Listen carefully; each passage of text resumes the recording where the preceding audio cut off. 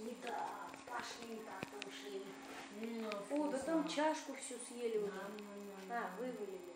Вкусно. А зачем другую чашку? Надо. Да я хотела все вывалить в одну.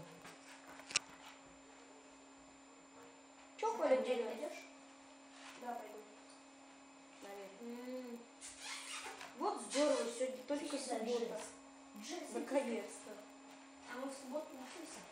Ты бы сейчас в школе бы был.